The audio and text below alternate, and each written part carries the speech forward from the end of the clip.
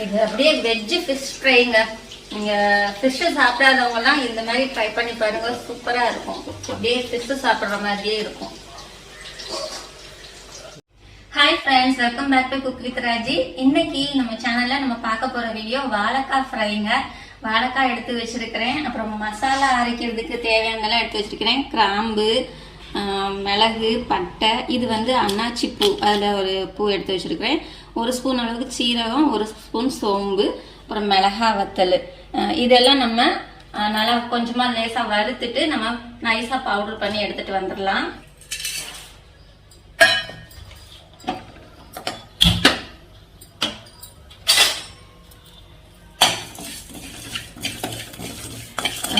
இது வந்து கருக்கக்கூடாது, லைட்டாக சூடானா போதும். அந்த ஸ்மெல், நம்ம வறுக்கிற ஸ்மெல் மட்டும் வரணும். அந்த அளவுக்கு மட்டும் வறுத்துக்கோங்க. ஸ்டவ்வை சிம்லேயே வச்சு வறுத்துக்கோங்க.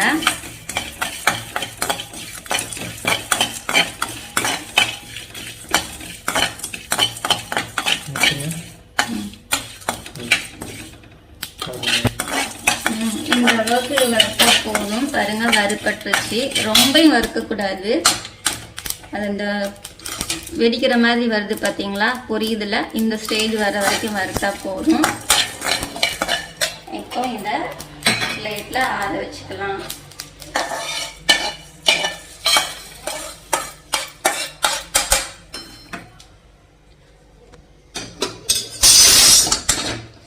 இது அடுத்து நம்ம வறுக்க வேண்டியது கொஞ்சம் மல்லி போட்டு வறுத்துக்கலாங்க.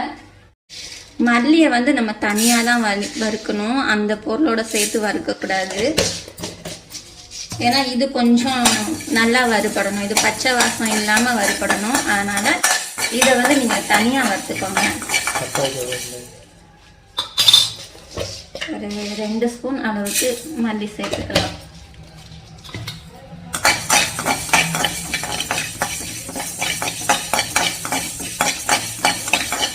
எதுவுமே எண்ணெய் ஊற்றாம அப்படியே ஃப்ளைங் பேனில் நீங்கள் இப்படி ரோஸ்ட் பண்ணி எடுத்துக்கோங்க.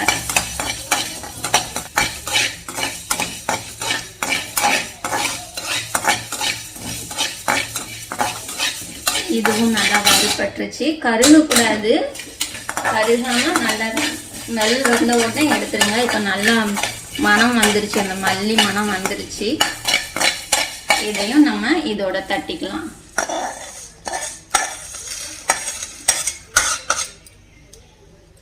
அடுத்ததா நம்ம வத்தல், மிளகா வத்தல். உங்களுக்கு காரத்துக்கு எவ்வளவு தேவையோ அவ்வளோ மிளகா வத்தல் நீங்கள் எடுத்துக்கோங்க. காரம் கம்மியாக விரும்புகிறவங்க கம்மியாக போட்டுக்கோங்க, அதிகமாக விரும்புகிறவங்க அதிகமாக போட்டுக்கோங்க. நான் வந்து ஒரு 10லேருந்து 10 வத்தல் வரைக்கும் போட்டுருக்குறேன். இதையும் நம்ம நல்லா வறுத்துக்கலாம். கருகக்கூடாது, ஆனால் நல்லா நம்ம மிக்சியில் போட்டு அரைக்கும் போது நல்லா பவுடர் ஆகணும். அந்த அளவுக்கு வறுத்துக்கோங்க.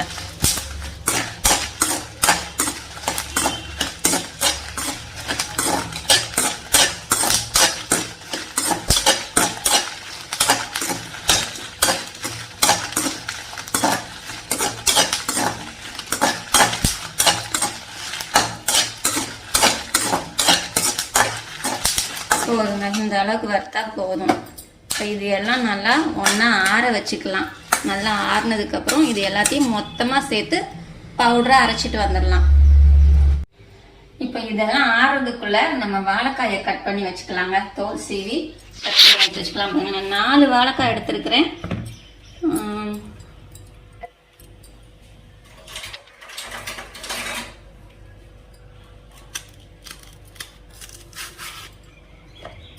தோலெல்லாம் சீவிடுங்க, தோலோட இது பண்ணாதீங்க.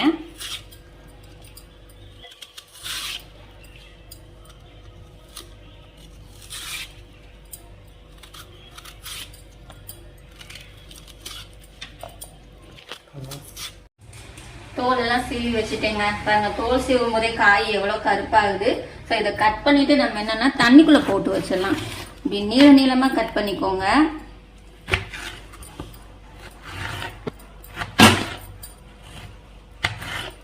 இந்த சைஸ் இருக்கணும், இந்த அளவுக்கு இருக்கணும். இப்படி நீளமாக கட் பண்ணி நீங்கள் தண்ணியில் போட்டு வச்சிருங்க. எல்லா காயும் தண்ணியில் போட்டுருங்க.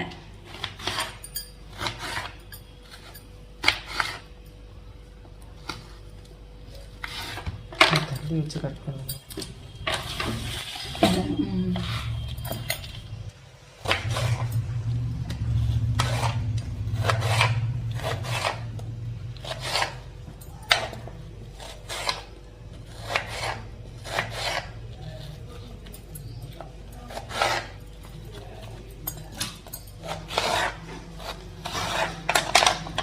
எல்லாத்தையும் கட் பண்ணியாச்சு. இப்போ இது கொஞ்சம் நேரம் ஊறட்டும். நம்ம அதுக்குள்ள ஆறிடுச்சு. இந்த மிளகாய் வத்தல் நம்ம வறுத்து வச்சிருக்கோம்ல, இதெல்லாம் நல்லா ஆறிடுச்சு. இப்போ இதை நல்லா அரைச்சிட்டு வந்துடலாம். தண்ணி ஊத்தாம நல்லா பவுடரை அரைச்சி எடுத்துக்கலாங்க.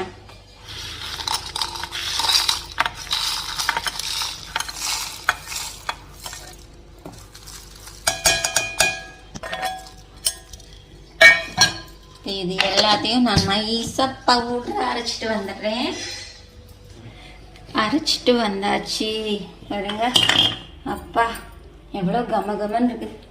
வீட்டில் அரைக்கிற மசாலா ரொம்ப ஸ்மெல் சூப்பராக இருக்குங்க. டேஸ்ட்டும் நல்லா இருக்கும்.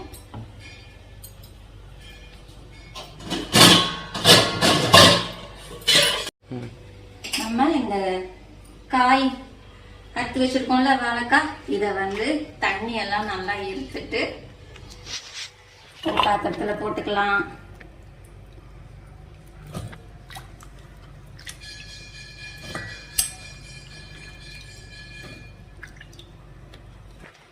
இப்போ இதுல நம்ம அரைச்சி வச்சிருக்கோம்ல இந்த பவுடரை ஃபுல்லாவே போட்டுக்கலாங்க.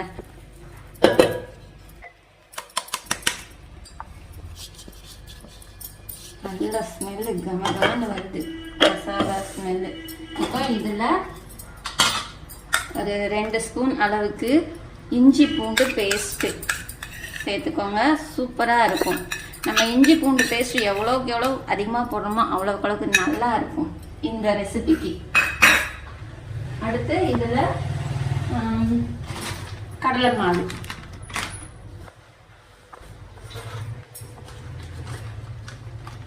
பெரிய ஸ்பூனுக்கு 2 ஸ்பூன் அளவுக்கு நான் கடலை மாவு சேர்த்துக்கிறேன். ஓகே, அடுத்ததா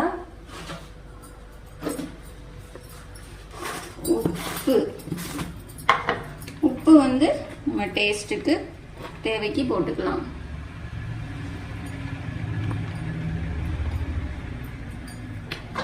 ஓகே, இப்போ ஃபைனலாக இதில் கொஞ்சமா பெருங்காயம் சேர்த்துக்கலாம். ஏன்னா வாழைக்காய் வாய்வு இல்லையா, அதனால நம்ம கொஞ்சமா பெருங்காயம் சேர்த்துக்கோங்க. அடுத்து இதெல்லாம் தேவையான அளவுக்கு மட்டும் கொஞ்சமா தண்ணி சேர்த்துக்கோங்க. ரொம்ப சேர்க்க வேண்டாம். இந்த மாதிரி ஃபுல்லா, ஏன்னா வாழைக்காய் கழுவி வச்சிருக்கோம்ல அதுலயே கொஞ்சம் தண்ணி இருக்கும். அதனால ரொம்ப தண்ணி ஊற்ற வேண்டாம். சும்மா லைட்டா கொஞ்சமா தண்ணி தெளிச்சு நீங்க இந்த மாதிரி மிக்ஸ் பண்ணி எடுத்துக்கோங்க.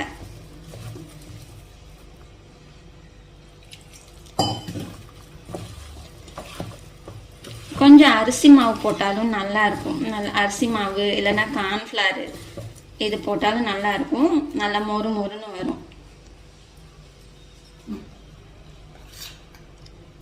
2 ஸ்பூன் அளவுக்கு மட்டும் நான் கொஞ்சமாக அரிசி மாவு சேர்த்துக்கிறேன். ஸ்பூன் 6 ஸ்பூனாக வருது. ஓகே, அவ்வளோதான். இதெல்லாம் கொஞ்சம் தண்ணி சேர்த்துக்கலாம்.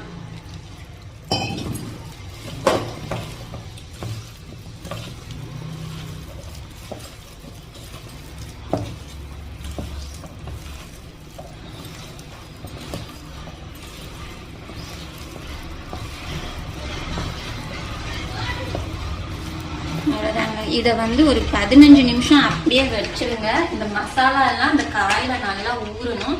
ஊறினாதான் அந்த எசன்ஸ் எல்லாம் நல்லா காயில ஊட்டும். அதனால ஒரு 15 நிமிஷம் அப்படியே வச்சுட்டு அதுக்கப்புறமா நம்ம எண்ணெயில போட்டு ஃப்ரை பண்ணி எடுக்கலாம். 15 நிமிஷம் ஆயிடுச்சுங்க. அது நல்லா ஊறிடுச்சு. இப்ப எண்ணெயை சூடு பண்ணி ஃப்ரை பண்ண ஆரம்பிச்சிடலாம்.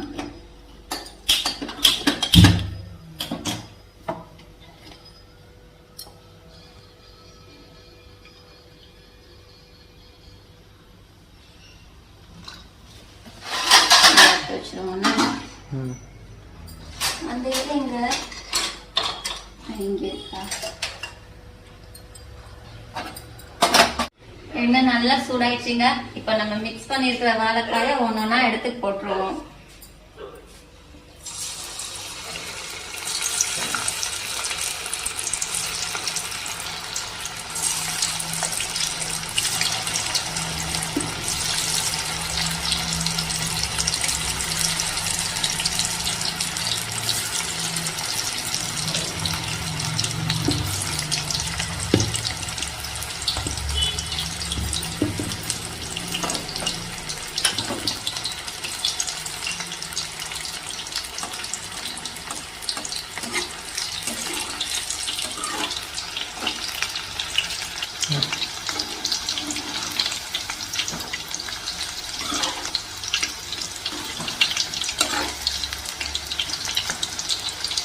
நல்லா கொஞ்சம் வெந்ததுக்கு அப்புறம் பரட்டி விடுங்க.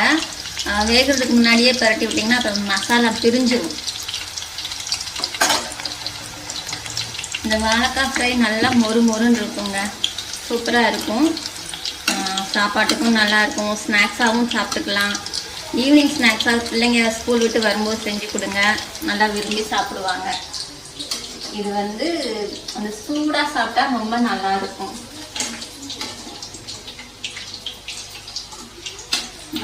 வெந்துருச்சு, இந்த அளவுக்கு வெந்தால் போதுங்க. இதை எடுத்துடலாம்.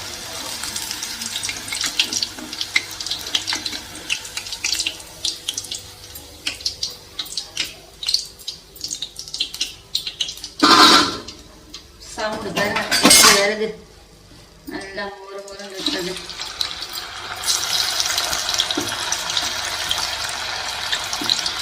இது வாழைக்கான்றதுனால நீங்கள் லோ ஃப்ளேமில் வச்சு வேக வைக்க வேண்டாம், ஹை ஃப்ளேம்லேயே வச்சு வேக வச்சுக்கோங்க.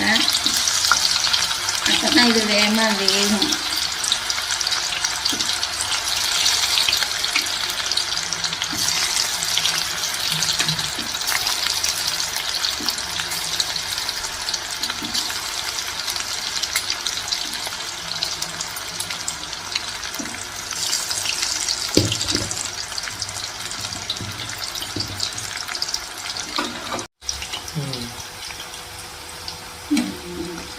இதுவும் வெந்துருச்சு, இதையும் எடுத்துடலாம்.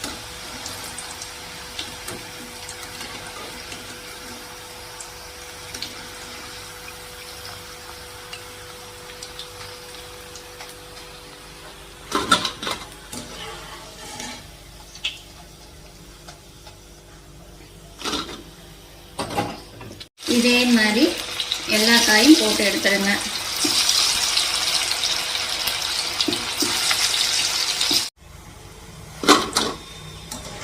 சுடும்போதே கொஞ்சம் கொஞ்சம் காலி ஆயிடுச்சு பாருங்க.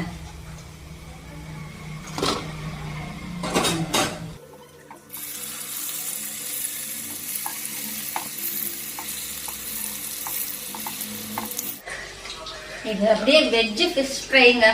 நீங்க ஃபிஷ் சாப்பிடாதவங்கலாம் இந்த மாதிரி ட்ரை பண்ணி பாருங்க, சூப்பரா இருக்கும். அப்படியே ஃபிஷ் சாப்பிட்ற மாதிரியே இருக்கும்.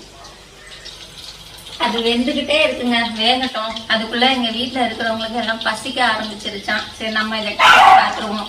என்னடா உனக்கு?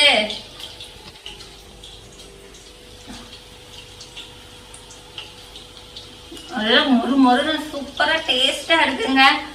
கண்டிப்பா நீங்க இந்த ரெசிபியை நீங்க ட்ரை பண்ணி பாருங்க. சாப்பாட்டுக்கு, தயிர் சாதத்துக்கு, ரசம் சாதத்துக்கெல்லாம் ரொம்ப சூப்பரா இருக்கும் இந்த டிஷ்ஷு. அது வெறும் வாயிலே சாப்பிடலாம், ஸ்நாக்ஸா கூட வச்சு சாப்பிடலாம், அவ்வளோ நல்லா டேஸ்டா இருக்கு. வீடியோ பிடிச்சிருந்தா லைக் பண்ணுங்க. அப்புறம் நீங்க நம்ம சேனல் இன்னும் சப்ஸ்கிரைப் பண்ணாம பார்த்துட்டு இருக்கீங்கன்னா உடனே சப்ஸ்கிரைப் பண்ணிக்கோங்க, பெல் ஐக்கானையும் கிளிக் பண்ணிக்கோங்க. அப்பதான் நான் எப்போ வீடியோ போட்டாலும் உங்களுக்கு உடனே நோட்டிபிகேஷன் வரும். அடுத்த வீடியோல இன்னும் ஒரு சூப்பரான டிஷ்ஷோட பார்க்கலாங்க. பாய்.